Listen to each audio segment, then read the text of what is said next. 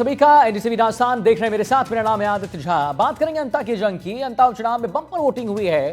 3 बजे तक करीब 65% मतदान हुआ है। बढ़ चढ़कर मतदान लोग जो है कर रहे हैं। हमने आपको पहले भी बताया था 268 केंद्रों पर डाले जा रहे हैं वोट। अंता उपचुनाव में कुल 15 प्रत्याशी हैं। बीजेपी कांग्रेस निर्दलीय प्रत्याशी के बीच एक बड़ी टक्कर और त्रिकोणीय मुकाबला। तो जरा हम आपको आगे भी ग्राफिक्स के जरिए चीजों को बताएंगे। बहरहाल आपको बता दें कि 5 बजे तक करीब 77.17% मतदान, आप इसे समझिए 77% ही मतदान हो गया है। अंता में समाप्त हुआ है मतदान। 77%, 77% मतदान अंता उपचुनाव में जो है 5 बजे तक का 77% मतदान हो चुका है। 268 केंद्रों पर वोट डाले गए हैं और अंता की जो जंग है वो प्रमोद भाया जैन के बीच है वर्सेस है मोरपाल सुमन और वर्सेस है नरेश मीणा। 5 बजे तक करीब 77% मतदान हो चुका है। 268 केंद्रों पर वोट डाले गए हैं। अंता में समाप्त हुआ है मतदान।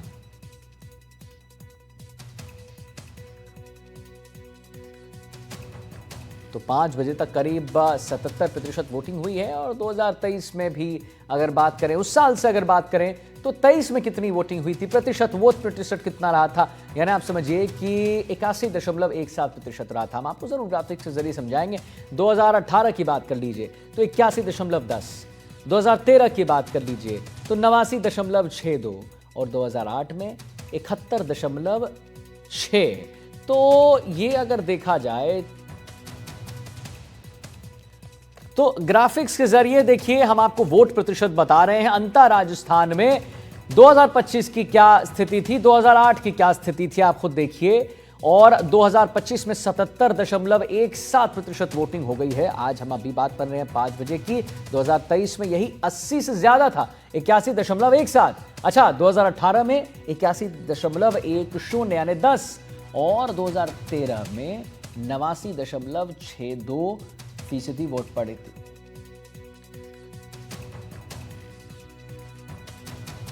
ब्रिजेश हमारे साथ फोन लाइन पर जुड़ गए हैं। ब्रिजेश, जरा बताइए कि कैसा रहा चुनाव 5 बजे तक। आपने भी बताया था, जब आपसे बात हुई थी इससे पहले, तो आपने बताया था कि करीबन 80% होंगे, लेकिन वो 80% नहीं हो के ब्रिजेश 77 पर रुक गया है। और कैसा रहा, क्या प्रक्रिया में कोई बाधा आया या कुछ आया? सब कुछ बिल्कुल कहते हैं स्मूथ, एवरीथिंग वेंट स्मूथ। जी बिल्कुल। 5 बजे का ये आंकड़ा है जो 77% के लगभग रहा है। अभी फाइनल आंकड़ा आना बाकी है, जो कि मतदान समाप्ति के अब से बाद में आएगा, क्योंकि लगभग 6 बज चुके हैं और इसके बाद आखिरी प्रतिशत जारी करेगा चुनाव आयोग। उसके बाद फाइनल प्रतिशत आएगा। हालांकि 12 जिले में आज अंतः विधानसभा के उपचुनाव होने से इसको लेकर शांतिपूर्ण मतदान पूर्ण रूपेण संपन्न हो चुका है। आखिरी दौर में भी मतदाताओं की कतार देखी गई है और जो ये अंतर विधानसभा में चुनाव हुआ है, इसमें मतदाताओं ने भरपूर उत्साह के साथ मतदान किया है। बहुत उत्साह के साथ मतदान किया है ब्रजेश, आप बता रहे हैं। तो आप ये बता रहे हैं ब्रजेश कि अभी जो फाइनल परसेंटेज है, जो वोट प्रतिशत है, वो फाइनल कब तक हम उसको समझें आ जाएगा? अभी तो देखिए यानी कि 77 है, तो क्या लग रहा है आपको?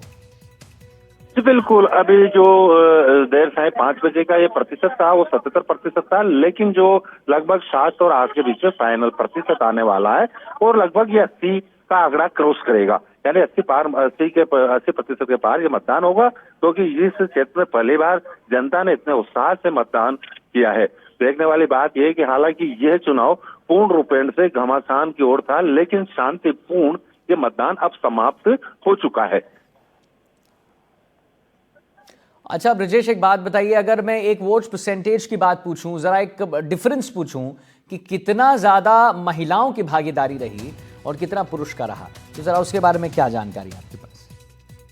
जी बिल्कुल, मैं आपको बता देता हूं कि अंतर विधानसभा के अंदर लगभग 2,28,000 मतदाता थे जिन्होंने अपने मतदान का प्रयोग किया है। जहां पर महिलाएं और पुरुष अपने मतदान के लिए पहुंचे हैं, तो 9 मतदाताओं ने उत्साह से इस मतदान में अपने मतदान का प्रयोग किया है। कल सुबह से ही मतदान केंद्रों पर मतदाताओं की काफी लाइनें देखी गई है। दूसरी ओर देखा जाए तो यहाँ पर जो 3 प्रत्याशी प्रमोद जैन भाया कांग्रेस से, तो भाजपा से मोरपाल सुमन और निर्दलीय प्रत्याशी नरेश मीणा के बीच में कांटे की टक्कर बताई जा रही है।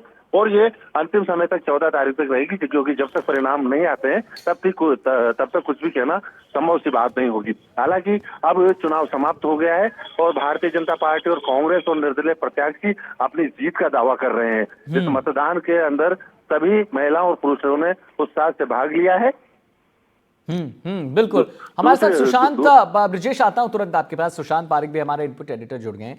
सुशांत, जैसा आपने सुना, ब्रजेश कह रहे हैं कि इस बार महिलाओं ने बढ़ चढ़कर वोट दिया है और इस बार भारी भरकम वोट जो पड़ा है, वोट प्रतिशत जो है वो अभी उनका कहना है कि अभी थोड़ा वक्त लगेगा, लेकिन ज्यादा हो जाएगा, करीबन 80% तो होगा। सुशांत, जरा मैं आपसे जानना चाह रहा था कि एक जगह है जहां पर वोट का बहिष्कार हो रहा था, बाकायदा नरेश मीणा भी वहां पर गए, तो उसके बारे में क्या जानकारी आपके? क्या वहां पर वोट दिया गया है, नहीं, या बहिष्कार ही किया उन्होंने पूरी तरह? देखिए, सांगली गांव की आप बात कर रहे थे और जिस तरह से हम तस्वीरें दिखा रहे थे कि वो ग्रामीण मतदान का बहिष्कार कर रहे हैं, वो तस्वीर ये बता रही थी कि कैसे पूरे गांव को एक तरीके से उदासीनता झेलनी पड़ी, कैसे सिस्टम जो है उसकी नजर वहां पर नहीं थी। हालांकि चुनावी मुद्दा बना, नरेश मीणा ने उन ग्रामीणों से वादा भी किया था, लेकिन उसके बावजूद शाम तक वो वोटिंग करने के लिए तैयार नहीं थे। और हम जो तस्वीर दिखा रहे थे वो ये बयां कर रही थी कि कैसे सरकारें बदली, विधायक बदले, लेकिन उस गांव की हालत जो है, चाहे वो सड़क की बात हो या शमशान का रास्ता नहीं है, कैसे लोगों को पानी में से होके गुजरना पड़ता है। लेकिन हम अगर ओवरऑल बात करें अंता विधानसभा चुनाव की, तो शाम 5 बजे तक का जो आंकड़ा वो 77 के आसपास है और जो अनुमान है वो ये कि पिछला रिकॉर्ड तोड़ सकता है जो कि 81 का है, तो 81 पार जा सकता है, 82-83 तक का भी, क्योंकि 6 बजे तक जो मतदान केंद्र में आ अच्छा सुशांत, जरा एक और सवाल यहाँ पर ये है कि देखिए 80% वोटिंग हुई है, यानी अगर इसका पूरा जब आकलन किया जाए, जब अंतिम चरण की वोटिंग की बात करेंगे जो हो गया है और अंतिम जो निर्णय आएगा उसमें ये समझ में आया कि 80% ऑफ वोटिंग हो चुका है। क्या लगता है आपको इसके बारे? एक बहुत अच्छा मत लोगों ने अपने मताधिकार का प्रयोग किया, तो क्या आपको लगता है 80% जो वोट हुआ है, किस तरफ ज्यादा रुझान, प्रमोद भाया जैन की तरफ ज्यादा रुझान कि मोरपाल सुमन या नरेश मीणा, क्या लग रहा है? देखिए, इस विधानसभा सीट के लोग मतदान को लेकर हमेशा से जागरूक रहे हैं। पहले का जो मतदान है वो बता रहा है, इस और इशारा कर रहा है कि कैसे मतदान प्रतिशत हमेशा से बहुत अच्छा रहता है अंता में, और उसकी वजह भी है। इस बार चूंकि मुकाबला त्रिकोणीय रहा, तीनों ही जो कैंडिडेट थे उन्होंने अपनी पूरी ताकत लगाई। आप ये देखिए कि माइक्रो मैनेजमेंट किस लेवल पे हुआ। कांग्रेस की तरफ से एक एक गांव में अपना जो नेता है उसकी तैनाती की गई ताकि वहां पर घर घर जाए। नरेश मीणा ने जिस तरीके से चुनाव लड़ा, जिस तरीके से रोड शो हुए, जिस तरीके से जनसभाएं हुई, आमतौर पे एक बाई इलेक्शन में इस तरह का माहौल नहीं दिखता है। तो एक बाई इलेक्शन बहुत हॉट सीट, और उसमें फिर त्रिकोणीय मुकाबला, कांग्रेस के, भाजपा के दिग्गज नेता, मुख्यमंत्री अगर दो बार रोड शो करने जाते हैं, और वसुंधरा राजे और भजनलाल शर्मा अगर एक साथ एक रथ में सवार होकर निकलते हैं तो मैसेज गया है। और अशोक गहलोत हो, सचिन पायलट हो, डोटासरा, जूली, सभी ने अपनी पूरी ताकत कांग्रेस के लिए लगाई। नरेश मीणा ने बहुत सारे ऐसे नेताओं को जो इससे पहले कभी एक साथ मंच पर नहीं बैठे थे, चाहे वो राजपूत कम्युनिटी के हों, जाट कम्युनिटी के हों, आम आदमी पार्टी का उनको समर्थन मिला, हनुमान बेनीवाल गए, राजेंद्र सिंह गुडा लगे हुए थे। बिल्कुल सुशांत, इनफैक्ट देखिए वसुंधरा राजे और उसके बाद हमने अपने भजनलाल शर्मा को भी साथ में देखा, सचिन पायलट साहब को भी साथ में देखा, अशोक गहलोत साहब को भी साथ में देखा। तो ये एक मिश्रण अच्छा रहा यहां पर देखने को मिला, काफी इंटरेस्टिंग रहा सुशांत। बिल्कुल, मैं वही बता रहा था कि ये ताकत जो है उससे मैसेज गया, लोगों को संदेश गया, और तीनों ही जो समर्थक थे मतदाता वो अपने घरों से निकले, अपने अपने कैंडिडेट को वोट डालने के लिए निकले।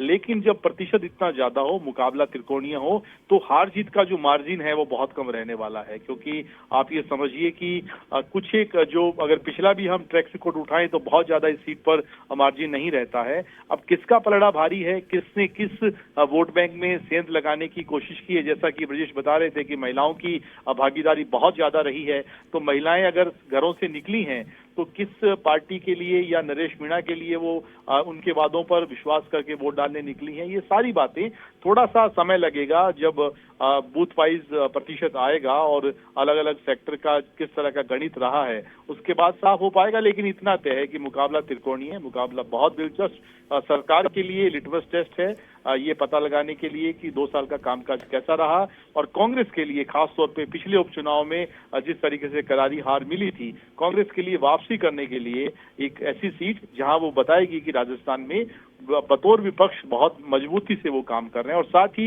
ये चुनाव ये भी तय करेगा कि नरेश मीणा का सियासी भविष्य राजस्थान में क्या रहने वाला है।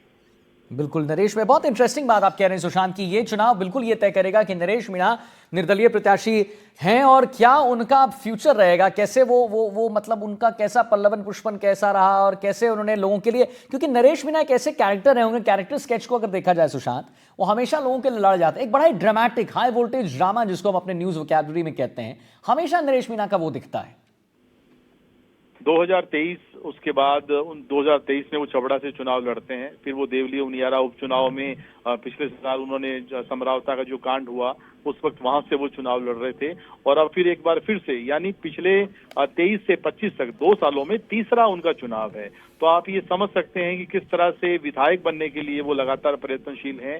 अब अंता की जनता क्या उन्हें विधायक बनाएगी, अगर नहीं बनाएगी तो उनका सियासी करियर आगे किस दिशा में जाएगा, ये बहुत सारे सवाल ऐसे हैं जो चुनाव परिणाम तय करने वाला है। लेकिन भारतीय जनता पार्टी ने भी अपनी पूरी ताकत लगाई है इस सीट पर। आप वसुंधरा राजे वहां कैंप करके बैठी हुई थी, दुष्यंत जो सांसद है उनके पुत्र वो चुनाव के प्रभारी थे और घर घर जाकर उन्होंने वोट मांगे हैं। बाकायदा मुख्यमंत्री की जो टीम है, मदन राठौड़ की जो टीम है, वो माइक्रो मैनेजमेंट के स्तर पर काम कर रही थी। कांग्रेस ने भी इसी तर्ज पर काम किया और बहुत एक तरीके से सियासी बयानबाजी का दौर भी हमने अंता चुनाव को लेकर देखा है। जनमानस पर क्या असर होता है, हालांकि जनता बहुत समझदार है, जनता को पता है कि किसको वोट देना है, उसका वहां के क्षेत्र के लिहाज से जातीय क्षेत्रीय समीकरण किस तरह से अनुकूल रहते हैं। ये सारी चीजें ऐसी हैं जो तय करती हैं कि चुनाव परिणाम क्या होगा। लेकिन मतदाताओं ने अपना काम कर दिया है, बड़े पैमाने पे बम्पर वोटिंग हुई है और अब 14 को जब परिणाम आएगा तो साफ होगा कि राजस्थान की अंता विधानसभा की जनता ने किसको चुना है। बिल्कुल। और सुशांत देखिए, कई यहाँ पर जो हम क्या कहें, मतलब कि इसको एक एज कुछ इंटरेस्टिंग फैक्ट्स, हमारे लिए तो खैर इंटरेस्टिंग ही फैक्ट बन जाता है, एक खबर बन जाती है, न्यूज़ बन जाता है, लेकिन कुछ आरोप प्रत्यारोप का भी दौर। आप देखिए जैसे प्रमोद जैन का दावा है कि भाई फर्जी मतदान करने की कोशिश की जा रही है बीजेपी द्वारा, देवतुल्य जनता हमें आशीर्वाद दे रही है, लेकिन इसको देखकर भारतीय जनता पार्टी के नेता और उनके साथी बौखला रहे हैं। तो ये अब एक आरोप प्रत्यारोप का भी दौर यहाँ पर जो है सुशांत देखने को मिला कांग्रेस की तरफ से। देखिए चुनाव में ये तो रहता ही है, आरोप प्रत्यारोप भी रहते हैं, तीखे सियासी हमले भी होते हैं, बहुत सारी नई सियासी तस्वीरें जो है वो देखने को मिलती हैं, बहुत सारे पुराने गठबंधन जो है वो टूट जाते हैं, कुछ नए गठबंधन बनते हैं। आप देखिए हनुमान बेनीवाल अगर वहां जाते हैं तो आप समझ सकते हैं कि उनकी मंशा कैसे आरएलपी के साथ ऐसे युवाओं को जोड़ने की है जिनमें उनको सियासी संभावनाएं दिखती हैं। लेकिन बहुत सारी जो दूसरी तस्वीरें आई जिनमें सबसे दिलचस्प तस्वीर थी भजनलाल शर्मा का और वसुंधरा राजे का एक साथ आना, क्योंकि विपक्ष लगातार हमलावर था इस बात को लेकर और उन्होंने कहा था कि साथ क्यों नहीं आ रहे हैं, और बाद में जब वो साफ आए तो फिर किरोड़ीलाल मीणा कह रहे थे कि सचिन पायलट और अशोक गहलोत साथ क्यों नहीं आए, वो साथ आते तो लगता कि कांग्रेस में गुटबाजी नहीं है। हालांकि अलग अलग दिन जाकर उन्होंने चुनाव प्रचार किया। डोटासरा वहां पर काफी एक्टिव रहे, टीकाराम जूली ने भी अपनी भूमिका अदा की और जो आप अपडेट मांग रहे थे बहिष्कार की, वो दरअसल अभी उस सीट उस गांव को लेकर है कि 219 सांगली के मतदान केंद्र 219 पर लोगों ने वोटिंग का बहिष्कार कर दिया था और वहां पर लोग जो है वो। ठीक है सुशांत, मैं आपके पास आता हूं तुरंत। हमारे साथ हमारी रेजिडेंट एडिटर हर्षा कुमारी सिंह जी भी जुड़ गई हैं। हर्षा जी, आज आप वहां पर थी, अंता चुनाव की चीजों को आपने समझा, लोगों को जाना, लोगों से बातचीत की, महिलाओं से, जितने भी पुरुष हैं उनसे आपने बातचीत की, हमने खबर भी चलाई और वहां पर आप उस गांव में भी गई जहां पर वोट बहिष्कार की बात हो रही थी। तो हर्षा मैम, क्या दिखा, क्या लग रहा है, रुझान किस तरफ है और क्या कहना है स्पेशली उन लोगों का जिन्होंने बहिष्कार किया ये कह के कि भाई सड़क तो है ही नहीं? देखिए वो एक बहुत छोटा प्रतिशत है, लेकिन उनकी आवाज़ काफ़ी एम्पलीफाई हुई है क्योंकि उन्होंने बहुत नायाब तरीके से जो बहिष्कार किया, वोट नहीं डाला, इसलिए उनकी बहुत ज़्यादा चर्चा हो रही है। लेकिन अगर आप वोट के टर्म्स में देखें तो करीब 750 वोट हैं उस गांव में जिन्होंने बहिष्कार किया। लेकिन जो मैसेज था वो बहुत इंपॉर्टेंट मैसेज उन्होंने दिया कि डेमोक्रेसी में अगर आप काम नहीं करेंगे तो हम आपको वोट नहीं देंगे। और उनकी ये समस्या थी कि उनका जो शमशान की तरफ जो रोड जाता है, उनकी जो सड़क जाती है, वहाँ पे पूरी तरह से चलना मुश्किल है। शमशान की भूमि के लिए बहुत मायने रखती है किसी भी गांव में और वहाँ की वो चाह रहे हैं कि वो सड़क ठीक हो, साथ ही उनके गांव के थ्रू जो सड़क जाती है उसमें बहुत ज़्यादा कीचड़ है, पानी भर जाता है, और जब बारिश होती है, क्योंकि बहुत तेज़ बारिश होती है यहाँ पे, तो पूरी तरह से यहाँ पर पानी भर के और उनका घर से बाहर निकलना मुश्किल हो जाता है। तो उन्होंने एक इम्पॉर्टेंट मैसेज दिया जिसका काफ़ी एम्प्लीफिकेशन हुआ है शायद, और नरेश मीना के वहाँ जाने से और ज़्यादा एम्प्लीफिकेशन हो गया है। लेकिन साथ ही अगर इस इलेक्शन का हम एनालिसिस करें तो बहुत क्लोज कॉन्टेस्ट है, कोई बहुत स्ट्रॉन्ग विजिबल ट्रेंड नहीं है। हाँ, ज़रूर ये है कि बीजेपी के जो ट्रेडिशनल वोटर्स हैं या कांग्रेस के जो ट्रेडिशनल वोटर्स हैं वो अपने अपने साइड में हैं। नरेश मीना कितने वोट ले जाता है, क्या उसका हाइप जितना क्रिएट किया उतने वोट वो ले जा पाएगा या उससे कम ले जा पाएगा, ये बड़ा सवाल रहेगा। साथ ही बहुत हाई वोटिंग परसेंटेज हुआ है, जब तक हमने फिगर्स देखे थे 70 के आसपास, या हो सकता है उससे थोड़ा सा ज़्यादा हुआ है वोटिंग परसेंटेज, तो वो भी एग्जैक्टली इसी बीच में मैं जानना चाहूंगा, मुझे लगता है हमारी सारी जनता भी जानना चाहेगी कि 77% से ज्यादा यानी 77.17% ऑफ वोट यहां पर गिरे हैं, तो किस ओर इशारा करता है मैम? क्या लगता है आपको, आपका क्या आकलन कहता है मैम? देखिए जी, या तो इसमें दो चीज़ें हो सकती है, या कहते हैं कि जो हाई वोटिंग परसेंटेज होता है या तो एंटी इनकम्बेंसी वोट होता है या प्रो बीजेपी के वोट में होता है, क्योंकि वो अपने कार्यकर्ताओं को बाहर निकाल के लाते हैं और जोर शोर से वोटिंग करवाते हैं। तीसरा यहाँ में क्योंकि नरेश मीना का फैक्टर है, तो हो सकता है नया कैंडिडेट है, उसका बहुत ज़्यादा बोलबाला है, तो जो हाई वोटिंग परसेंटेज है उसके जो सपोर्टर्स हैं वो बड़े नंबर में आए हैं। तो इसलिए यहाँ इस कॉन्टेक्स्ट में अंता के इलेक्शन में जो त्रिकोणीय मुकाबला है उस कॉन्टेक्स्ट में हाई वोटिंग परसेंटेज को भी हमको इस तरह से देखना है कि वो हाई वोटिंग परसेंटेज कहां कहां कौन से इलाके में हुआ है और उसका फिर फायदा किसको मिलेगा। जी जी जी, बहुत बहुत धन्यवाद करेंगे आशा मैम, आपका महत्वपूर्ण जानकारी आपने दी। और